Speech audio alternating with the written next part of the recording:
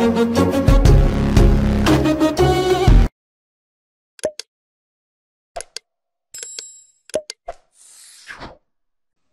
Dewi Halo, Yul. Assalamualaikum. Waalaikumsalam. Mbak Dewi Gelap ya? Gelap nggak? Hah? Kenapa? Gelap nggak? Nggak ya? Gelap nggak?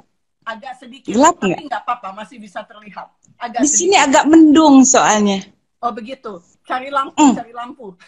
Aku cari lampu dulu. Mbak Dewi, Tanggung soalnya. Udah jelas ya? Cukup jelas ya? nggak apa-apa. Wajahmu sudah, nah begitu boleh. Nah, gitu. Nah, Oke ya. cukup. Mbak Dewi, terima kasih Ya. atas kesempatannya yang tidak biasa untuk Mbak Dewi menerima untuk IG Live, karena tadi informasinya hanya 2 orang, Surya dan Soraya yang diterima, dan saya menjadi bahagia hari ini karena bisa Alhamdulillah. ngobrol dengan Mbak Dewi.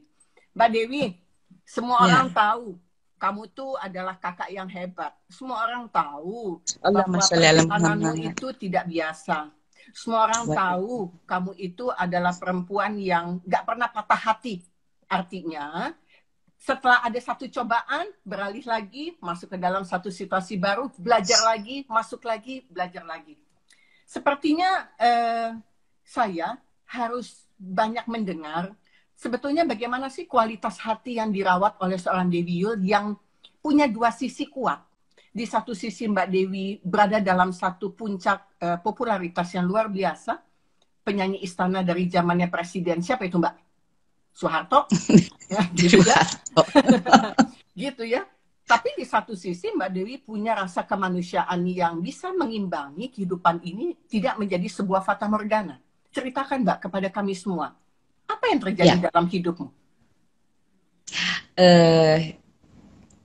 Aku di kandungan ibuku, umur 4 bulan, ayahku sudah meninggalkan ibuku. Jadi aku lahir, ayahku sudah tidak dekat aku lagi, gitu kan? Jadi mungkin itu salah satu faktor yang menguatkan aku, karena ibuku mengatakan bahwa kamu itu diujinya sejak dari perut,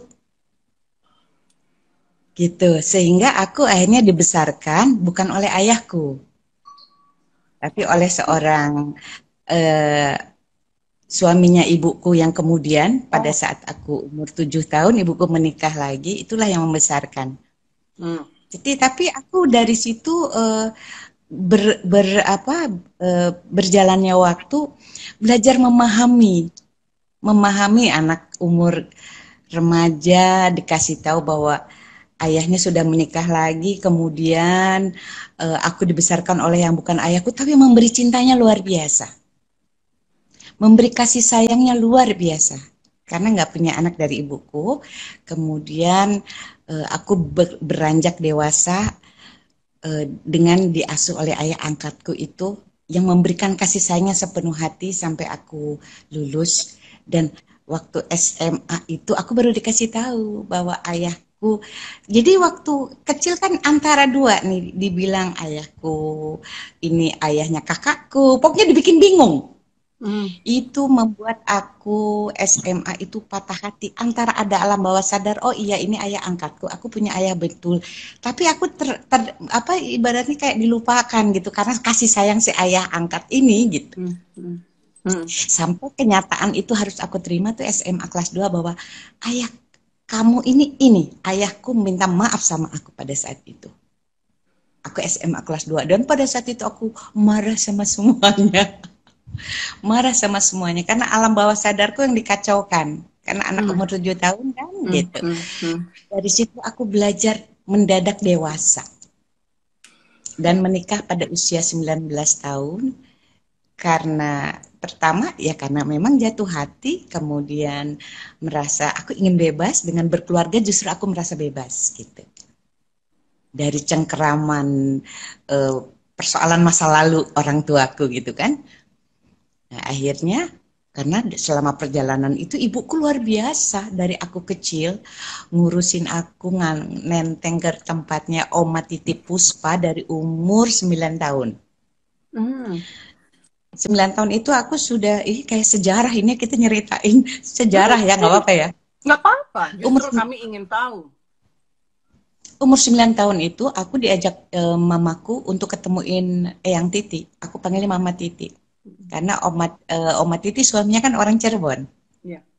almarhum Umbus Mualim. Jadi sama ibuku ditenteng, ibuku selalu mendorong dan sebetulnya sublimasi dari ibuku aku ini.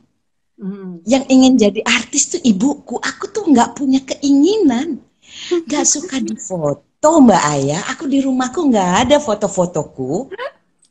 Aku nggak suka dokumentasi, aku nggak pernah menyimpan foto-foto yang istimewa buatku tuh nggak ada yang istimewa karena dari kecil aku seperti nggak punya sejarah gitu loh. Dan aku tidak dari sejak perjalanannya waktu aku merasa tidak terlalu mencintai diriku sendiri. Aku menyadarinya bahwa aku nggak suka difoto, aku nggak suka dandan, aku nggak suka pergi, aku suka di rumah, aku suka di kamar. Aku suka baca komik, suka baca begitu SMP, baca novel. Jadi aku tuh baca novelnya SMP SMA tuh dari Tomotinggo Bushie kan? Tahu sekali. Penulis Ya. dari bikin tentang tante-tante sampai bikin yang religi, itu aku ikut di majalah Senang waktu itu. Ah ya, majalah Senang. Ya, Ya, oke. tahun Jadi 80-an ada itu ada. namanya perempuan-perempuan impian. Jadi aku mengikuti perjalanan tulisannya Motinggo Bushie, almarhum itu, penulis. Aku penggemar komik dan penggemar novel. Makanya mataku 24 minus nih. Aku pakai softline-nya 1 doang. Karena di rumah minus 24 hancur mataku tuh. Kalau nggak pakai softline buta. Nah, jadi perjalanan untuk aku suka baca. Aku sangat suka baca gitu. Jadi namanya Motinggo Bushie menulis novel dari yang soal tante-tante apa sampai perjalanan religinya sebagai penulis itu aku ikutin dan aku baca karya-karyanya. Kemudian baru SMA aku mulai Mangun Wijaya aku baca. Novelnya Mangun Wijaya itu bisa aku kalau baca buku itu bisa sehari semalam aku nggak tidur dan aku harus selesaikan. Oke. Oke? Ya. Nah, terus apalagi yang mau ditanya nih? Kalau aku cerita aku biasanya merepet, enggak atau sekalian malah suka lupa. Mbak Dewi, semua orang pasti pernah masuk ke dalam satu fase dikatakan titik balik dalam kehidupan. Saya mengalami fase titik balik kehidupan dari kehidupan nyata yang kadangkala membuat hati menjadi kecewa, kadangkala melihat hidup itu tidak adil. Itu di titik di mana ketika ayah saya tidak ada. Umur usia 35 tahun, titik kesadaran saya baru mulai tumbuh untuk bisa mempertanyakan itu sesuatu ketidakadilan dalam hidup. Kenapa saya bertanya ketika ayah saya tidak ada, itu seperti kecolongan. Kecolongan saya menganggap karena ayah saya punya penyakit jantung, masuk ruang ICU, pulang ke rumah di lapangan Rose, sesuatu yang biasa rutin selama 25 tahun, sehingga pada satu malam ayah saya minta untuk dikirimkan sesuatu, kemudian saya mengirimkan makanan gado-gado itu ke ayah saya, namun saya tidak hadir di ruangan rumah sakit. Apa yang terjadi, Mbak? Keesokan harinya adalah ayah saya koma. Jadi permintaan terakhir ayahku itu tidak terkabulkan walaupun gado-gado itu sampai untuk dicobain oleh ayahku pada saat itu. Ada satu titik kecewaan, satu titik merasa bahwa kebodohanku pada titik itu. Tapi saya setelah sekian tahun berjalan merasa bersyukur. Karena kejadian itu, akhirnya saya mencari arti kehidupan ini jauh lebih dalam, jauh masuk ke dalam diri saya, dan saya menemukan satu jawaban. Gitu. Kalau Mbak Dewi dengan tidak adanya ayah figur di dalam proses perjalanannya, kemudian dibesarkan oleh ibu, hilang arti daripada seorang ayah, menikah di usia muda, punya anak 4, Giska kesayangan, ada Rama, ada Panji, ada Surya Surya. yang terakhir yang Panji, membahagiakan Surya, hatimu. Begitu. Ada dan 4. Ya, ada 4 tiang. Raya Raya. Raya itu yang bungsu. anaknya. Oh, Raya. Ada Anakku 5. 4. Oh, 4 kan ya? 4. Enggak, cowok. Panji Cowok. Surya itu jadi 1. Oh, oke. Tapi dia nggak mau dipanggil Panji, maunya Surya. Oh, oke, Sur. saya ganti. Kalau Ya. begitu Surya. Jadi Mbak Dewi itu sepertinya dalam hidup punya ada 4 tonggak. Seperti bangunan rumah. Yang membuat pucuknya itu bisa terus ada di dalam struktur bangunan itu tetap kokoh, tidak rubuh. Sejauh apa Ya. sebetulnya titik balik ini, Mbak? Sebetulnya aku itu berprosesnya luar biasa dalam artian kok aku bisa yang lewatin itu. Pelajaran pertama yang Allah kasih, yang buat aku itu pelajaran pertama kan dalam menempuh kehidupan yang baru, punya anak Giska. Umur 20 punya anak, kan 19 tahun aku menikah, 21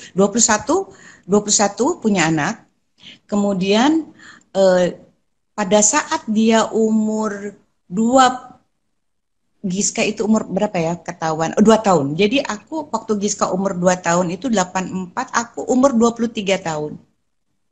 Pada saat dikasih tahu anakku tuli itu aku baru umur 23 tahun. Dan aku harus berpikir sendiri karena ibuku udah meninggal. Ayahku kan kurang setuju aku menikah gitu kan. Lalu aku harus menanggungnya dan ada di situ aku mulai merasa aku punya kesombongan gitu. Dalam arti aku bisa kok, kesombongan dalam tanda petik. Aku bisa kok, aku mulai sekarang nggak akan mengeluh sama orang, nggak akan menghibah-hibah, aku harus mengatasi semua sendiri. Itu pelajaran pertama yang dia dapat setelah mendapatkan almarhumah. Kebayang nggak bingungnya? Masih cilik, masih kecil, anak pertama, orang tua, keluarga nggak setuju, terus aku harus hidup sendiri dan dikasih ini. Apa nggak dibilang itu hukuman? Ya kan? Mitos kan seperti itu. Ya. Bayangkan dia berumur mulai aku harus cari, harus berjuang mencari cara bagaimana mendidik dia. Dan banyak sekali yang, kalau aku sebutin, banyak sekali yang sangat berjasa. Ada Oma Rima Melati yang memberikan masukan, coba dicari ketua Gerkatin, dulu namanya Ibu Pat. Ibu Pat itu ketua Gerkatin pada saat itu. Ibu Pat memberikan lagi saran, aku harus mencari yayasannya Ibu Nasution. Itu aku jalanin sendiri di daerah Menteng situ. Jalannya Tengku Umar ya.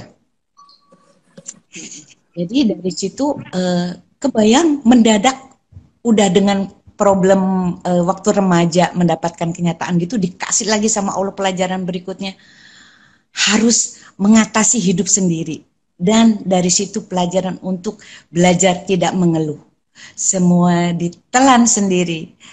Dan ya kontribusinya ayahnya Giska ada, Bang Ray. Cuman kan beliau waktu itu sibuk banget kan, lagi syutingnya lagi luar biasa. Jadi semua aku coba lakukan sendiri. Aku belajar nyetir supaya aku bisa cari info sendiri. Sampai meski begitu. Harus ya? Ya, sampai seperti itu. Sampai seperti itu. Tadinya aku nggak, aduh anak manja banget lah gitu, Tuan Putri banget kan, sama ibuku ditenteng, di apa ikut aja gitu. Begitu di Jakarta bisa beli mobil Corolla DX tahun 86. Itu aku nyetir Corolla DX.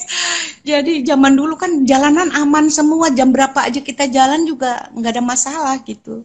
Jadi tahun 86 tuh aku nyari sana, nyari sini, cari info, cari sekolah gitu. Akhirnya tetap aku jadi, ini garis besarnya ya, kalau diceritain bisa 5 jam. Jadi aku cuma berpikir bahwa ini Allah itu memberikan pembelajaran yang tidak bisa didapat karena ibu keburu meninggal, ayah nggak membesarkan. Jadi Allah kasih langsung kitab basah, tau nggak? Kalau itu kan kitabnya tuh langsung gitu. Yang kita bilang ini kayak anak bengong-bengong gitu ya. Ini kenapa gini ya? Gimana caranya gitu? Nggak pernah kepikiran bahwa akan melahirkan anak tuli, kan nggak pernah Iya, kepikiran. iya, Gila, aku betul, penyanyi gitu betul. kan. Ninain bobo nggak pernah bisa, nggak nyambung dong gitu kan. Iya, iya, iya, iya, Itu, iya. itu keperihan pertama yang Allah kasih pelajarannya. Karena waktu kecil tuh dimanja banget ibuku dengan walaupun kita bukan orang berlebihan, tapi ibuku tuh nggak pernah bilang enggak gitu sama aku. Karena akunya udah kerja kan dari umur 9 tahun, sudah nyanyi gitu, dan nggak pernah tahu soal materi, nggak pernah tahu minta ditepukin, nggak pernah tahu pengen populer, nggak pernah tahu. Yang aku tahu aku pengen nyanyi, terus orang kalau aku nyanyi senang gitu. Iya. Nggak kepikir mau terkenal apa, nggak ada. Mbak Dewi, Pengen berprestasi, ya. ya, kalau mau berprestasi, Makanya ikut festival terus, juara-juara terus. dan juara terus. Alhamdulillah.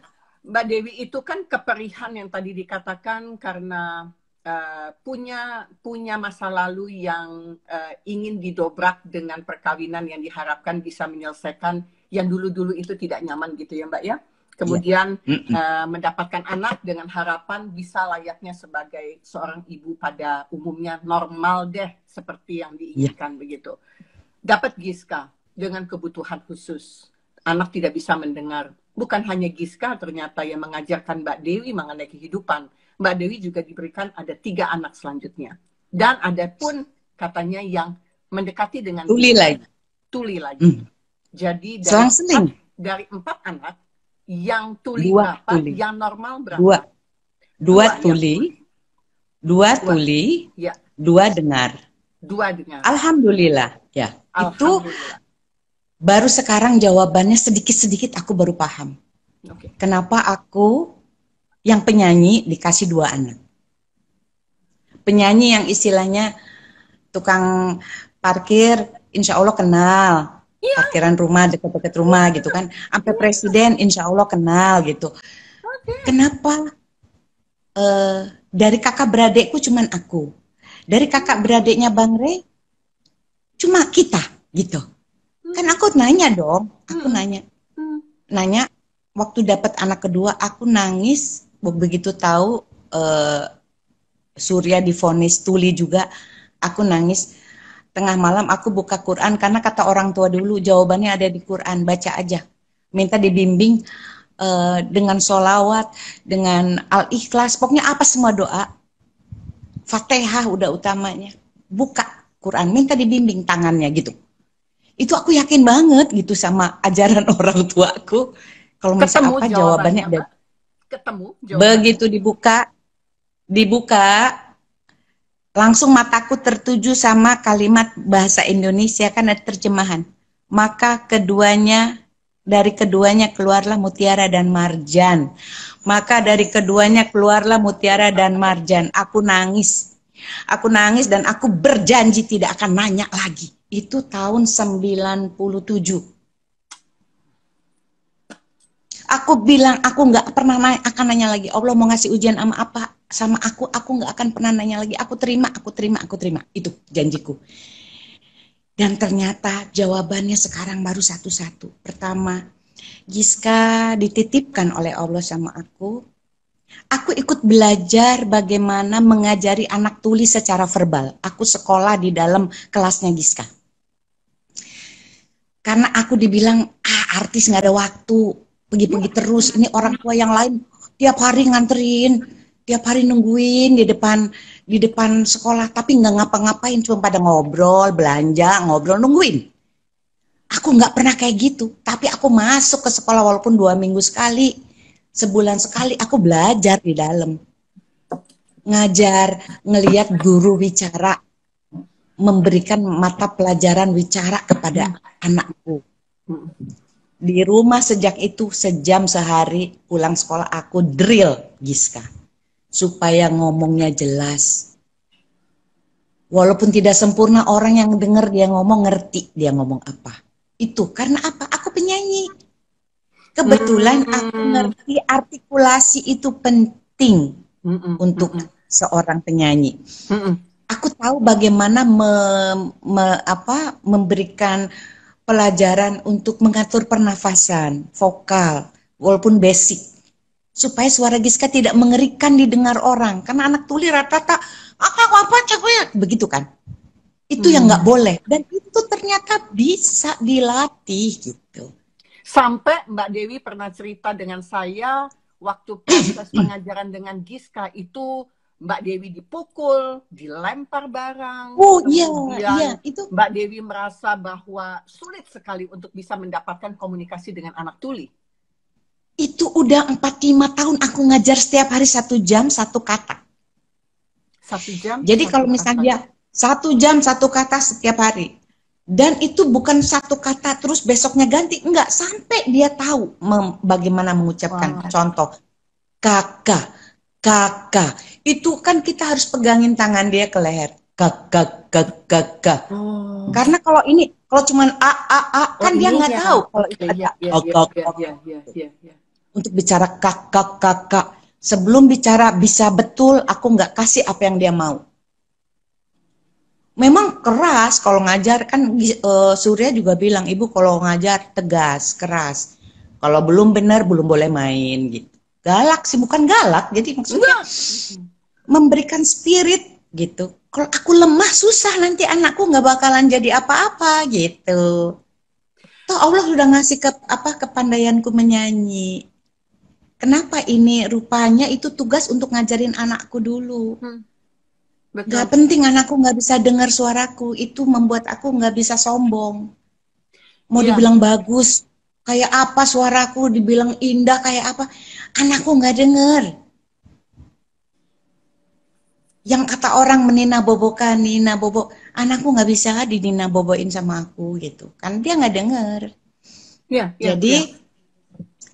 Jadi satu kunci satu sudah aku temukan. Oh, kenapa aku yang penyanyi yang disorot melulu, kan kalau namanya artis harusnya semua serba bagus, serba sempurna, serba sesuai keinginan yang melihat inginnya kan begitu.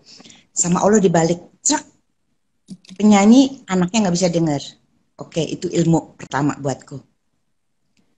Intinya aku mendapatkan bahwa di dunia ini kita bukan siapa-siapa, kagak punya apa-apa. Dan kita harus terima. Kenapa kita bilang pada saat kita dikasih titipan, itu kan dititipin kan. Begitu titipannya, suka-suka yang nitipin, mau dikasih kayak apa. Tapi bagaimana di usia aku yang masih di depan 20-an itu, di 24, 25, menuju ke dapat surya, itu aku sudah mulai dikasih sama Allah. Allah tidak akan mengingkari janjinya. Allah sesuai dengan keyakinan umatnya. Allah sesuai dengan persangkaan. Mbak, aku berusaha ngebalik itu, Mbak. Anak ini akan membanggakan aku. Anak ini akan menyenangkan aku. Itu kan berat banget. Karena fakta yang kita lihat kan nggak seperti itu.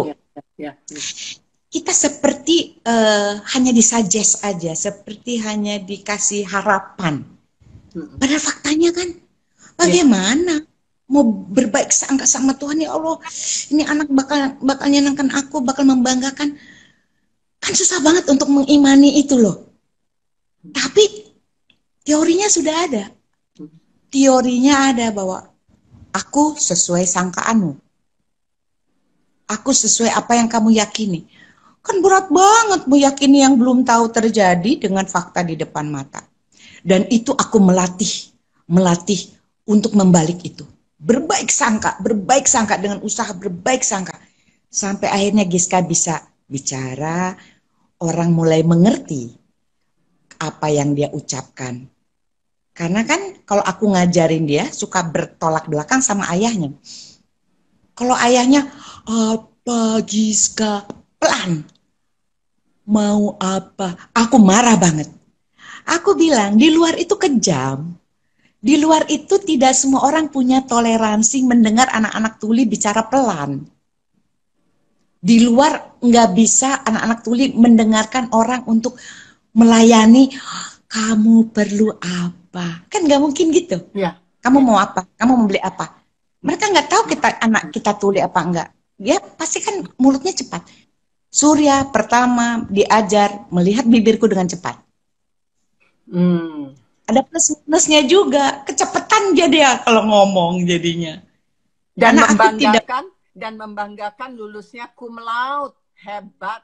alhamdulillah ya Allah. Itu luar kasih biasa. sayang Allah dan doa semua yang sayang sama aku, doa semua yang menyayangi Surya, teman, keluarga Mbak Aya juga. Jadi sahabat-sahabat IG itu semua karena doa, karena aku yakin kekuatan doa yang tulus. Kita nggak tahu dari siapa doa yang tulus itu akan membelah langit gitu kan, nyampe di aras. Jadi itu yang aku bilang, membalik kepala bahwa ini anak nggak akan menyusahkan. Karena ini bukan punya kita, ada yang nitipin. Kalau nitipin pasti dengan segala kelengkapannya gitu aja yakinnya.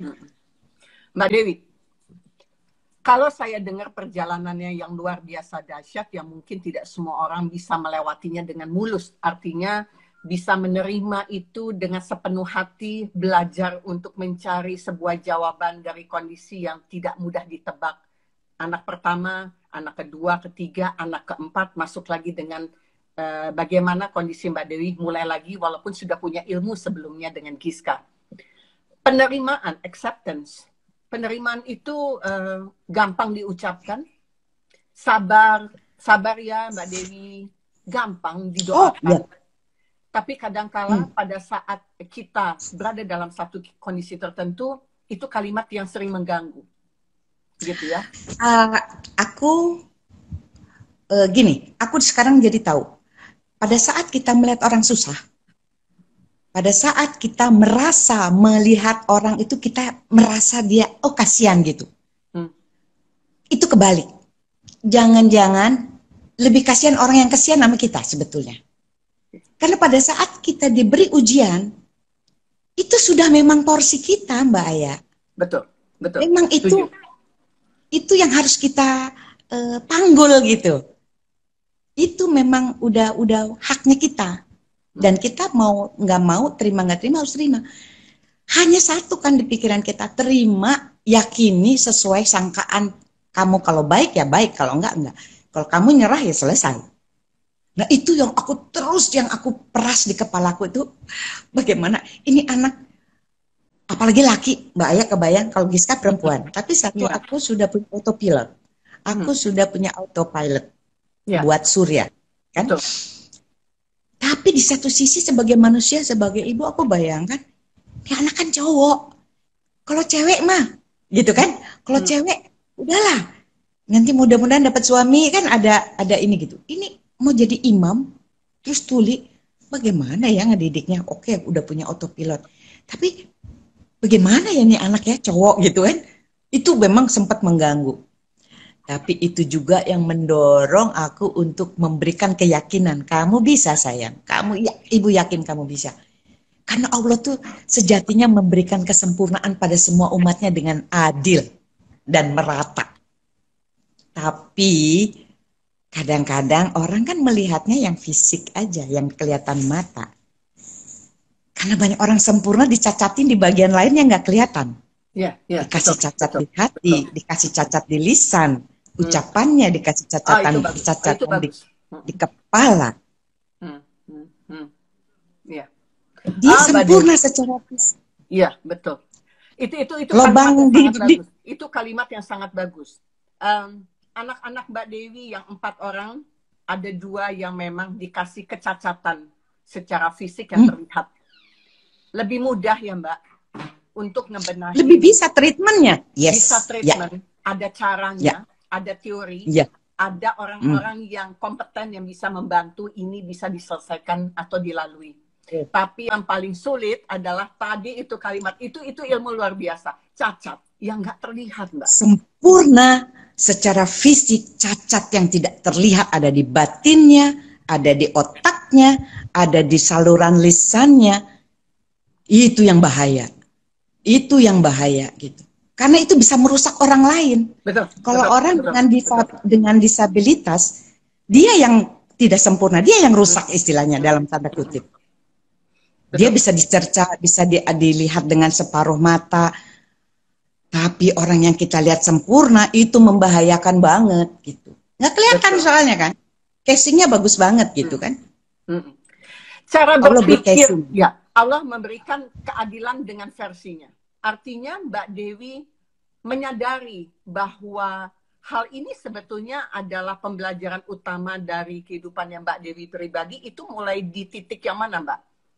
Digital? Aku merasa, aku sudah mulai merasa sejak ada Giska, tapi aku nggak kebayang bakal dikasih lagi. Aku seperti dikasih tugas untuk mengajak orang-orang tua yang dikasih titipan bahwa nggak ada yang nggak mungkin di dunia ini. Allah itu adil, Allah itu maha kasih. Kamu harus usaha. Allah nggak akan merubah nasib kamu kalau kamu nggak mau usaha gitu. Dan aku seperti dikasih kayak ditaruh gitu, tau Mbak? Kayak ditaruh nih lo, gue titipin ya, gue percaya kamu bisa. Coba kamu buktiin. Nanti itu buat kamu kasih semangat buat para orang tua lain yang malu punya anak nggak sempurna, yang ditaruh di omanya, ditaruh di sekolahan jauh gitu, dititipin di orang, nggak dimunculkan atau disembunyiin, pura-pura nggak punya anak yang difabel gitu.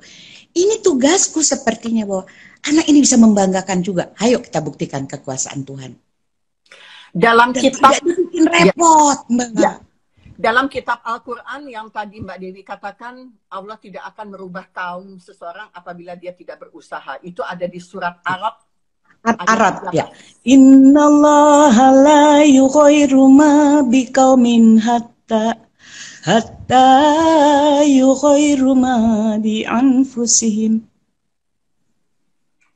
Itu ayat favoritku. Aku nggak bisa ngaji, Mbak. Itu adalah ayatku yang membuka pintu untuk masuk ke dalam sisi spiritualku. Persis Mbak Dewi. Makanya bisa sama. Alam semesta mempunyai selalu mempertemukan ya. Mempertemukan dengan energi yang bisa dikatakan sejajar begitu ya. Buat saya bahwa titik balik itu adalah sesuatu yang tidak semua orang dapat. Kalaupun dapat, dia hanya menggenggam itu, kemudian dia hanya berdalih dengan teori-teori yang ada di dalam kitab yang dipegangnya. Tapi Mbak Dewi telah membaca kitab besar, kalau versi saya, kalau Mbak Dewi kitab basah. Kalau saya kitab besar, yaitu Iqra-nya Mbak Dewi. Kalau orang Iqra dengan membaca kitab masing-masing, kalau kita Al-Quran, ada orang kitab Injil, Taurat, kitab-kitab Hindu, Buddha yang mengajarkan mereka dengan kasih sayang. Mbak Dewi berhasil membaca Iqra. Allahumma sholli ala Muhammad walila ilham. Mbak, itu masih belum seberapa. Puncaknya adalah pada saat kehancuran kedua periode. Jadi Tuhan tuh ngasih, begitu aku mau hancur, mau masuk jurang, dikasih lagi tongkat, disanggah lagi. Udah mau masuk jurang, disanggah lagi gitu. Jurang perasaan, kehancuran, kehilangan harapan gitu, itu selalu ada penyangga. Sampai akhirnya aku diberikan nikmat, semua hartaku diambil, perusahaanku bangkrut. Kemudian aku ditinggal dengan sendiri dalam kondisi kesusahan gitu. Karena bukan ditinggal, memang aku yang minta untuk ditinggal. Karena aku nggak mau membebani kepalaku dengan dua masalah. Jadi pada saat, tapi aku pikir itu jalan yang terbaik gitu. Sampai aku ada di titik yang, itu jawaban, saya nggak punya apa-apa, saya bukan siapa-siapa. Kalau dihina ya terima, emang kita bukan siapa-siapa, yang boleh dikagumi cuma Allah sama Rasulullah. Terus saya nggak punya apa-apa, lah cuma dititipin doang, emang nggak punya apa-apa. Kita dikasih nikmat sama Allah saat kita diberi, dinikmati, disyukurin. Kalau Allah mau ambil kapan aja, nggak pernah tahu. Tapi alhamdulillah Allah masih ngasih kesempatan aku untuk bangkit lagi. Begitu melihat anak-anak. Mereka sumber daya energiku yang 45 megawatt unlimited cahayanya buat aku. Luar biasa. Allahumma sholli ala Muhammad. Semua orang bisa, Mbak. Semua orang bisa. Dan yang aku rasakan, Tuhan tidak mengambil yang bukan memang yang Tuhan tidak mengambil yang hakku, yang memang bukan hakku diambil. Ya. Tapi Allah itu menggantinya tuh dengan lebih indah gitu. Bukan lebih hebat, lebih barokah. Lebih barokah. Difokusin. Lebih barokah. Jadi kalau masak disaring dulu ya Mbak, supaya saringnya bisa dapat begitu ya? Ya. Karena kan juga segala peristiwa hidup itu kan juga ada kesalahan kita, kelemahan kita. Jadi kita nggak pernah boleh merasa bahwa kita itu, benar, kamu yang salah, ini nggak ada. Semua peristiwa hidup adalah kesalahan semua manusia yang ada dalam satu peristiwa itu gitu. Dengan masing-masing bentuk kesalahannya. Ada yang mengatakan salah dan pelajaran itu tipis. Ada salah yang dengan mengatakan salah akhirnya dia menghukum dirinya. Kalau Mbak Dewi, kesalahan yang Mbak Dewi anggap itu menjadi kesalahan, justru ini sebagai dasar fondasi kuat untuk Mbak Dewi melangkah. Mbak Dewi ini kalau saya dengar ceritanya itu tidak terpaku dengan satu pintu, Mbak. Satu pintu dibuka dengan masalah, kemudian masuk, diselesaikan masalahnya, kemudian ya udah dibiarkan pintu itu terbuka. Datang lagi ada masalah baru, buka lagi pintu, masuk lagi gitu. Jadi kesalahan itu buat Mbak Dewi bukan menjadi menghukum diri sendiri, tapi justru sebagai satu fondasi untuk Mbak Dewi mengenal siapa diri seorang Dewi Yull. Iya, aku banyak kelemahan banget. Jadi aku melihat bahwa, oh iya, aku harus mengakui. Aku harus memaafkan diriku sendiri, aku tahu kelemahanku di mana, aku tahu salahku di mana, aku tahu keburukan-keburukanku. Yang hanya Allah yang bisa menutupinya. Karena tiap manusia kan punya sisi-sisi yang dia tahu dia melakukan kelemahan. Antara salah, jadi gini, makanya aku bilang, orang baik sama lemah itu sesuatu yang berbeda gitu. Tapi orang bisa terselimurkan, bisa ke, oh ini orang baik, padahal dia lemah. Nggak bisaan, padahal dia tertekan, nggak bisaan, nggak bisa menolak, nggak bisa mencegah, nggak. Kan itu sebuah kelemahan yang menghancurkan sebetulnya gitu. Dan aku belajar nggak lemah lagi. Aku belajar untuk bilang tidak. Padahal ke anakku aku kalau ngajarin tegas, tapi kepada lingkunganku aku nggak mampu. Aku selalu kalah gitu. Dan itu aku nggak mau terjadi lagi. Untuk hal apapun, Mbak, untuk hal apapun, aku itu orang yang terlalu toleransinya over, dalam arti takut nggak dibilang baik barangkali gitu. Oh, kalau aku tolak nanti aku dibilang nggak baik. Oh, kalau aku nggak bantu nanti takut nggak dibilang baik. Padahal aku dalam kondisi nggak bisa bantu orang. Aku dalam kondisi nggak bisa bantu orang, tapi aku memaksakan diri membantu orang. Karena takut nggak dibilang baik. Pertama itu. Terus kedua, nanti orang nggak percaya aku nggak ada. Akhirnya menyengsarakan diri sendiri. Dan itu pelajaran berharga. Jangan pernah menganiaya diri sendiri. Meskipun pahit, utarakan aja. Aku lagi belajar itu dan itu susah. Iya. Masuk, merasakan rasa itu, menemukan kenikmatan dari rasa yang tidak enak itu, wah, Mbak. Hebat banget sih. Nikmat. Allahumma sholli ala Muhammad. Kalau orang lapar bisa ngecas. Ini artinya dengerin, masuk ke dalam situasi sampai kita ngecas, menikmati rasa yang tidak enak itu sampai akhirnya hilang rasa. Iya, aku sekarang melihat sesuatu datar, aku maafkan semua, terutama memaafkan diriku sendiri. Habis itu belajar memaafkan orang lain. Itu yang saya maksud. Bagaimana dengan kebahagiaan laki-laki yang datang di foto ini, Mbak? Laki-laki tersebut. Ini bukan suami, tapi teman hidup. Untuk belajar saling menghargai rasa, saling menghormati perasaan, saling respect, saling melayani. Jadi saling menjaga. Bukan berarti kalau ngejaga tuh dengan iyain terus. Aku sering ditegur juga, diluruskan. Misalnya cara berpikirku tidak padan atau tidak bagus gitu. Aku respect aja. Jadi memang aku harus mendapatkan orang hebat yang bisa membuat aku hormat. Bukan orang hebat secara materi, tapi orang yang bisa membuat aku respect, karena itu yang susah. Orang bermateri belum tentu bisa bikin kita hormat pada laki-laki itu. Setuju nggak, Mbak? Oh, sangat setuju, sangat setuju. Saya jadi karena aku mencari orang yang, mencari orang yang bisa menimbulkan rasa hormat terhadap kehidupan kita dan kita bisa menimbulkan respect kepada orang tersebut, itu proses panjang pengenalan yang memang ada satu ikatan chemistry atau kimia yang ada di dalam tubuh kita yang merespons dengan baik, begitu Mbak. Karena itu yang kita cari buat teman hidup. Jadi bukan yang cinta menggebu-gebu, yang tresno gitu, bukan. Jadi memang betul-betul teman hidup yang bisa diajak bicara, diajak diskusi, tahu kesusahan kita, mau dengar, kemudian mau memberi solusi. Dan memang aku harus cari orang yang lebih cerdas dari aku. Cerdas dalam arti cerdas. Mbak Dewi itu enggak, aku harus banyak belajar. Referensinya pasti luas. Cerdas itu enggak relatif, juga. Mbak. Cerdas itu relatif. Aku ingin yang bisa diajak bicara situasi apapun gitu, apa yang sedang terjadi, soal apa aja gitu. Karena aku pembaca berita, tapi berita yang mainstream, maksudnya situasi negara kita seperti apa, situasi politik seperti apa, itu harus aku telan tiap hari, karena aku kan nyanyi juga banyak untuk para politisi gitu. Kita nggak usah jadi pelaku politik praktis, kita nggak usah harus berkontribusi sebagai warga negara dalam bentuk apa saja kan bisa, tapi kita paham tentang politik, apa yang terjadi di dunia ini kita harus tahu, supaya kita bisa ngasih tahu anak-anak kita gitu loh.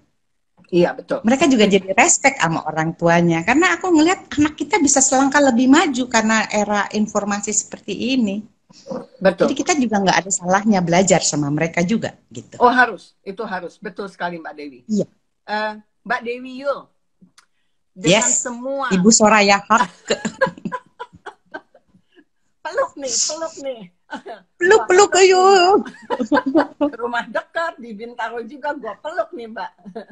Aku di BSD tahu. Oh ya BSD, tetangga sebelah, Bintaro sonoan dikit gitu kan. Mbak Dewi, dengan semua perjalanan hidup yang naik turun seperti mendaki gunung yang sudah sampai puncaknya, harus turun lagi, harus naik gunung lagi gitu ya. Aku nggak pernah sampai puncak. Menurutku. Ya. Jadi aku nggak merasa. Mbak, yang bilang aku di puncak kan orang lain. Itu juga aku ingin sampaikan gitu. Aku itu dari dulu nggak pernah merasa. Apalah orang bilang, oh Dewi dulu sukses. Kayaknya dulu sekarang sama aja buatku gitu loh. Masih tetap penyanyi gitu loh. Mau siapapun presidennya, nggak ada perubahan buatku gitu. Iya, aku nyanyi aja gitu. Terus gaya hidupku ya begitu aja gitu, karena hobinya ya di rumah gitu kan. Nggak gaul, temenku banyak, tapi aku nggak yang clubbing, nongkrong gitu. Aku minta maaf dalam kesempatan ini. Bukan itu, aku nggak punya gengku semua gengku gitu, semua temanku. Semua teman. Betul. Iya, tapi aku nggak bisa yang kayak yuk ngumpul di sini, ngumpul. Aku ikut arisan cuma sama oma-oma, teman-temanku, senior. Itu pun, oh iya deh ikut. Dan aku merasa jadi paling kecil kan di situ. Iya, disayang. Mbak Dewi, pembelajaran itu tidak pernah sia-sia. Itu harus diyakini. Dan belum, karena masih terus berjalan Mbak Aya. Iya betul, sekolahan Mbak Dewi sudah panjang, sudah dalam. Hanya Mbak Dewi yang merasakan itu, orang lain hanya melihat kulitnya saja, begitu ya. Tapi itu biarlah menjadi urusan mereka. Tapi dengan kondisi yang sekarang ini, banyak yang mengatakan mereka yang mengalami sekolah kehidupan yang begitu panjang jalannya, berliku-liku, turun naik gunung ibaratnya, itu bisa menjadi lebih survive dengan kondisi COVID sekarang ini. Orang yang dibandingkan dengan orang yang tidak pernah punya pengalaman hidup yang turun naik seperti Mbak Dewi, itu sekarang menjadi kelabakan ketika melihat perubahan yang tidak pernah ada di dalam pikirannya atau perencanaannya. Jadi sebetulnya saya melihat Mbak Dewi pasti lebih bersyukur dengan apa yang telah dilewati ini. Alhamdulillah. Sehingga Mbak Aya kondisi sekarang Mbak Dewi bisa survive hidup dengan kebahagiaan versi keluarga kecil. Alhamdulillah.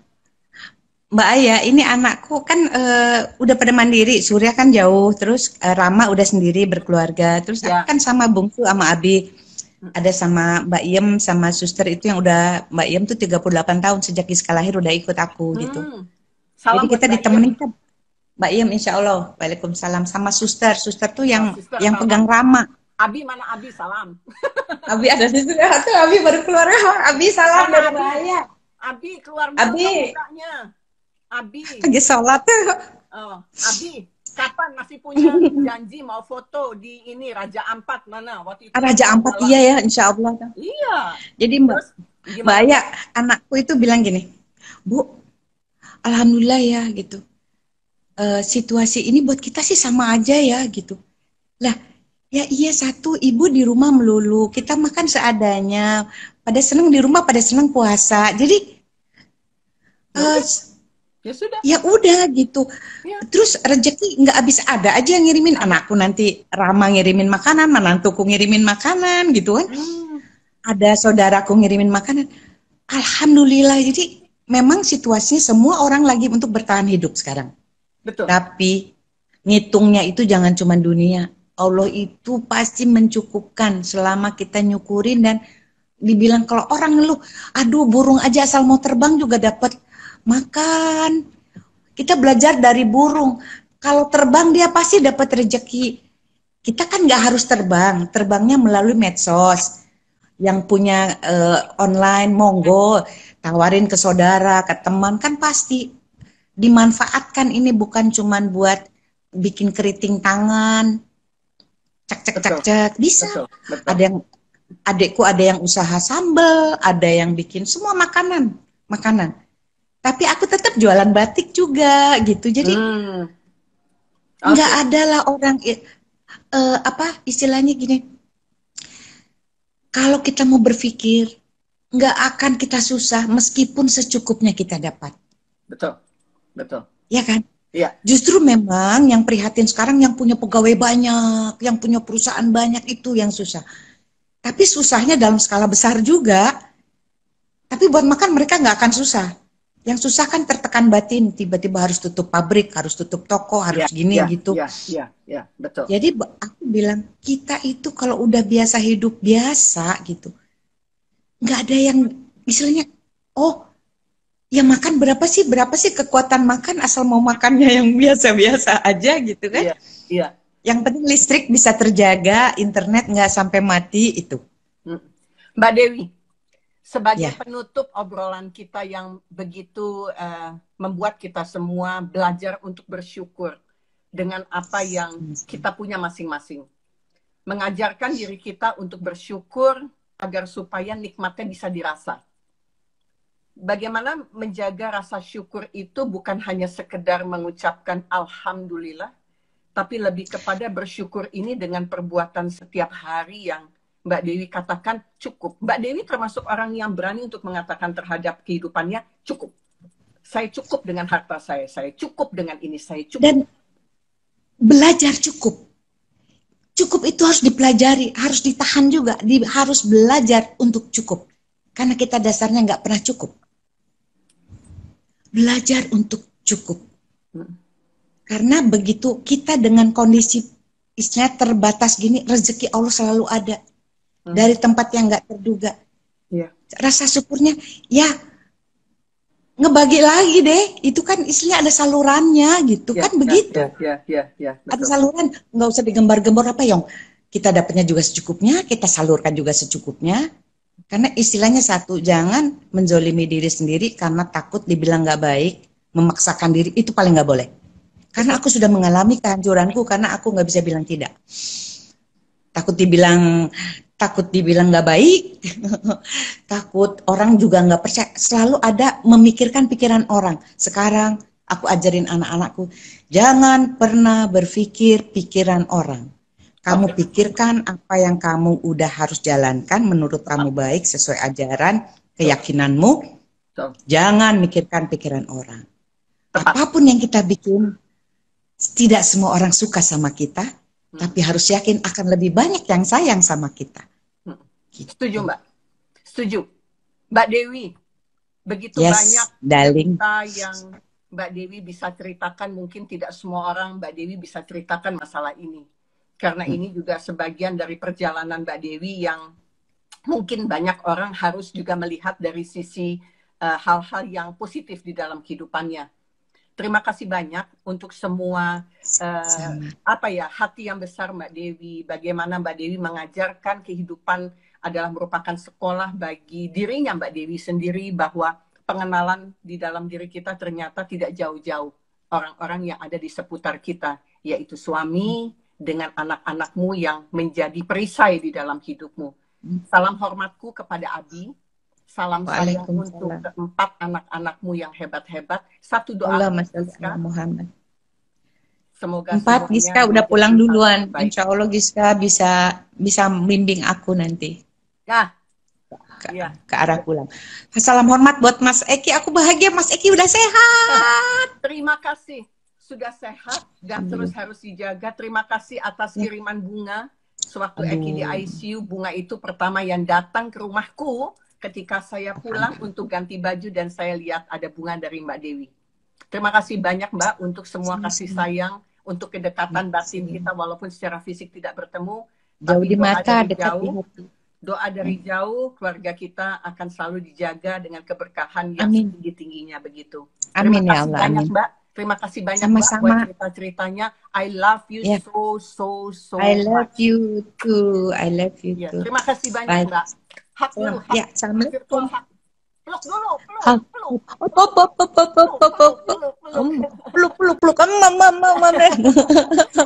Gimana pelukannya nih? Handphone yang dipeluk. Dadah Mbak. Dadah. Wow, luar biasa Mbak Dewi.